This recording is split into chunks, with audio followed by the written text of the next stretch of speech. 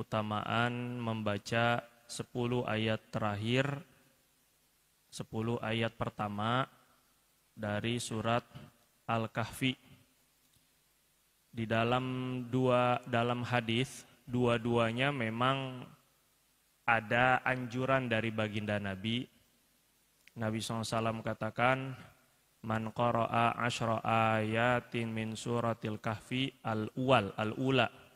Siapa yang membaca 10 ayat yang pertama dari surat Al-Kahfi, maka usima min fitnatid dajjal, akan dijaga, dipelihara daripada cobaan, ujian, pertanyaan dajjal. Fitnah dajjal. Jadi tidak ada fitnah yang lebih besar di hari kiamat nanti atau di akhir zaman melebihi daripada fitnah dajjal, dan semua nabi-nabi, kata Rasul, sudah memperingatkannya.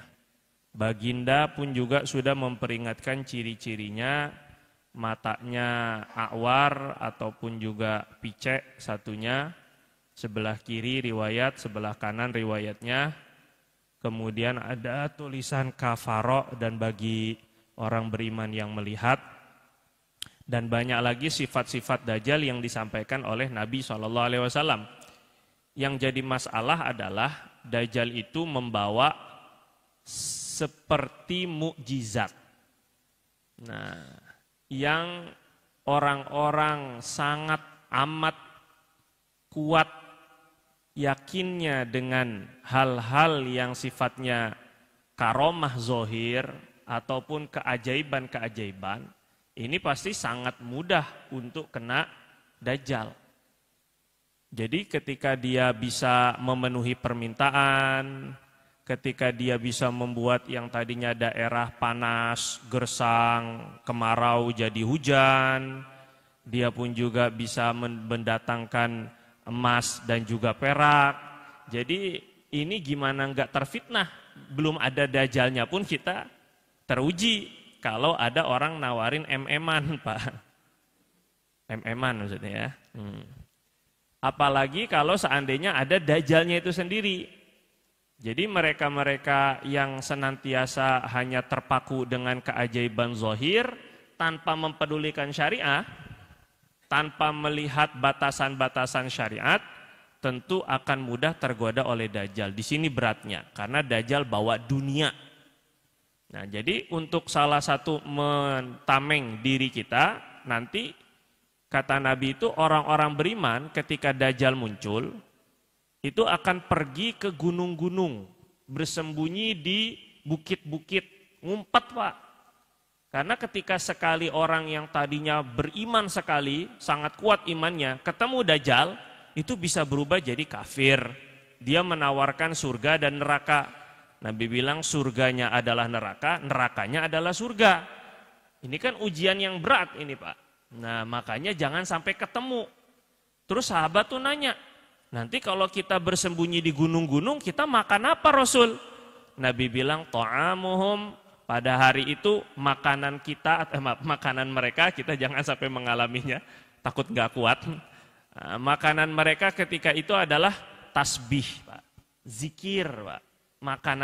Makanan orang beriman saat ketika ngumpet dari dajjal itu adalah tasbih. Jadi di akhir zaman dajjal itu keluarnya hanya 1 tahun.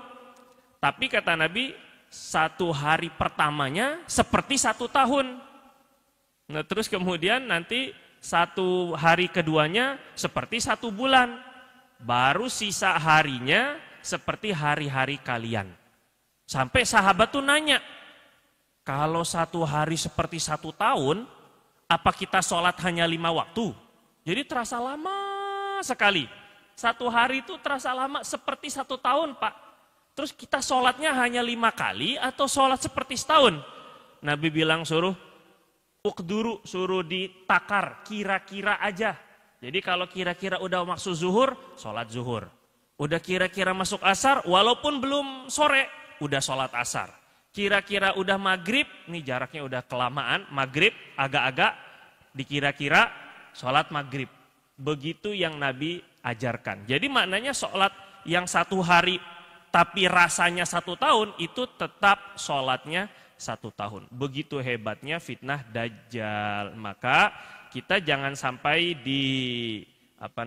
diketemukan oleh Allah Subhanahu Wa Taala. Nabi SAW sendiri minta perlindungan setiap akhir sholat, setiap kali tahiyat. Allahumma inni a'udzubika min syarril min fitnatil mahya wal mamat wa min syarri fitnatil masjid min adzabil qabri wa min adzabi jahannam wa min adzabil qabri wa min fitnatil mahya wal mamat wa min syarri fitnatil masihid dajjal. Jadi kita dianjurkan baca itu. Sebahagian ulama seperti Imam Ibnu Hazm justru mewajibkan baca itu setiap kali tasyahud. Allahumma inni a'udzubika min adzabi jahannam, minta perlindungan dari neraka, wa min adzabil qabri, dari azab kubur, wa min fitnatil mahya wal mamat, dari ujian hidup, ujian mati. Ujian hidup, ujian sakaratul maut. Semuanya minta perlindungan, wa min fitnatil masihid dajjal, dan juga dari perlindungan al-masih ad-dajjal. Al-masih sama seperti Sayyidina Isa. Nabi Isa disebut Al-Masih, Dajjal pun disebut Al-Masih. Tapi beda maksud ya Pak. Kalau Nabi Isa Al-Masih itu artinya yang bersih, yang suci. Tapi kalau Dajjal Al-Masih itu yang matanya dihilangkan satu. Matanya itu dibuat picek satunya. Bukan mata satu, tapi matanya satu ada, tapi picek. Ada 2 lubang ada, bukan satu mata seperti bayi yang ada di video, kemudian Dajjal telah lahir, ngarang. 2 mata ya tetap, tapi salah satunya ada riwayat kiri, ada riwayat kanan. Mungkin perawinya lupa, jadi ada yang akwar, ada yang picek tadi itu. Nah, tapi dan Tuhan kalian kata Nabi tidak pernah picek, itu kata Allah. Kata Nabi. Jadi maknanya dia mengaku sebagai Tuhan, dan cara untuk kita mengetahui dia itu Dajjal, dia mengaku sebagai Tuhan, dan Tuhan kalian kata Nabi itu tidak picek.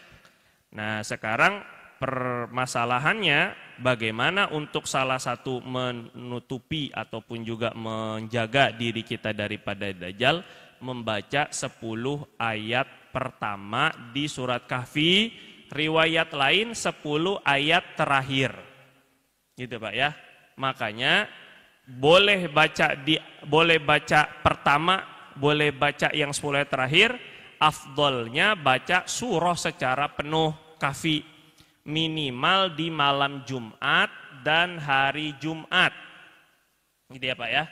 Minimal malam Jumat dan hari Jumat Bu. Tapi Kahfi kan panjang, 110 ayat. Masya Allah ini kan. Bapak, Ibu boleh baca Kahfi itu nyicil. Malam Jumat nih, dari maghrib hitungannya ya. Maghrib baca mungkin 20 ayat. Nanti setelah Isya 20 ayat. Nanti subuh 20 ayat. Sambil nunggu Jumat 20 ayat. Setelah sholat Jumat 10 ayat. Nanti sebelum maghrib 20 ayat, 110 ayat selesai. Enggak mesti dibaca langsung kalau berat, enggak mesti dibaca langsung di 1 kali duduk. Gitu caranya Bapak Ibu ya. Tapi kalau terbiasa nanti akan mudah. Yang penting biasa dulu. Nah, awal-awal juga kita jalan juga susah Pak. Waktu yang masih kecil juga jatuh-jatuh mulu kan. Nah, tapi kalau Bapak mager waktu kecil, pas masih kecil mager, nggak mau gerak, malas dah. Ayo nak, gerak, ayo bangun. Enggak, mau goler-goler aja kata si bayi. Kira-kira bakal bisa jalan nggak tuh bayi Pak, Bu? Nggak bisa. Jadi setiap hidup ini memang harus maksain diri. Nah ini kembali ke tema yang sering saya ulang-ulang. Maksain diri untuk gerak memang. Nah makanya kita sekarang bisa jalan. Kalau kita nggak maksain diri buat jalan, nggak bakal kita bisa jalan sekarang ini. Begitupun juga amalan-amalan sunnah, kalau kita nggak mulai dari sekarang maksain diri, nggak bakal bisa lancar gitu ya Bapak Ibu ya. Baca Quran biar lancar gimana amalannya? Ya sering, nggak ada yang lain. Semuanya juga tubuh ini Pak, ini sudah Allah ciptakan punya memori Bu. Jadi kita menghafal itu bukan hanya otak, tapi tubuh kita ini punya kemampuan menghafal. Contoh, misalnya sekarang Bapak pakai jam di tangan kiri. Terus Bapak pindahin jamnya di tangan kanan, coba Ge. Nanti ketika ada orang nanya, Bang, Pak, jam berapa sekarang? Pasti secara otomatis Bapak Ibu akan ngelihatnya di tangan kiri dulu. Loh kok nggak ada jamnya? Baru lihatnya di tangan kanan. Ngerti Pak? Kenapa kita Bapak responnya tiba-tiba lihat di tangan kiri? Karena tubuh kita ini sudah punya memori. Dia punya nyimpen simpanan kebiasaan, make jamnya di tangan kiri. Ketika kita baru-baru awal pindahkan di tangan kanan, kita masih kagok. Begitupun saat ketika kita nyetir mobil ataupun juga motor. Awal-awal masih mikir pasti. Mana rem, ibu-ibu apalagi? Sen kiri, belok kanan gitu kan. Karena masih pakai pikiran. Tapi ketika udah sering bawa motor, sama sih gitu sih. Walaupun sering udah bawa motor, akhirnya udah nggak pakai mikir lagi. Kapan ngerem, kapan ngegas, kapan ganti gigi. Itu nggak perlu mikir lagi karena tubuh sudah punya memorinya. Nah, begitulah kurang lebih dengan amalan-amalan yang kita amalkan. Jadi setelah sholat, bapak-bapak, assalamualaikum warahmatullahi, assalamualaikum warahmatullahi, langsung otomatis zikir. Biasain begitu.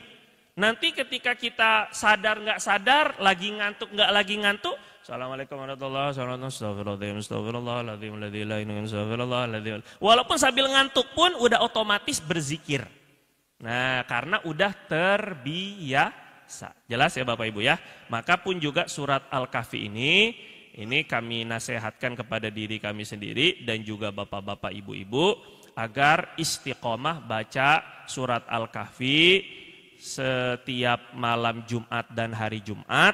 Bacanya boleh nyicil, kalau berat langsung boleh nyicil. Oh tapi saya baca Quran pun juga masih lemah. Ya udah deh, diawali dengan mendengarkan YouTube Al-Kahfi dah. Betul-betul enggak bisa baca Quran, ya udah deh dengerin aja dulu bacaan surah Al-Kahfi. Jadi lama-lama kalau dengerin agak familiar dengan bunyi-bunyinya, ini akan mulai belajar baca, mulai belajar amalan. Begitu lebih kurang Bapak Ibu ya. Nah ini untuk mencegah dari Dajjal. Jadi kalau Dajjal fitnah terbesar saja bisa terjaga dengan 10 ayat awal dan akhir Kahfi, bagaimana dengan fitnah yang lebih kecil dari Dajjal? Fitnah akhir zaman, itu masih nggak ada apa-apanya. Fitnah dunia nggak ada apa-apanya dengan Dajjal. Jadi kalau Dajjal aja yang gede aja Allah jaga, gimana fitnah yang kecil-kecil? Fitnah perempuan bagi laki-laki, fitnah laki-laki bagi perempuan.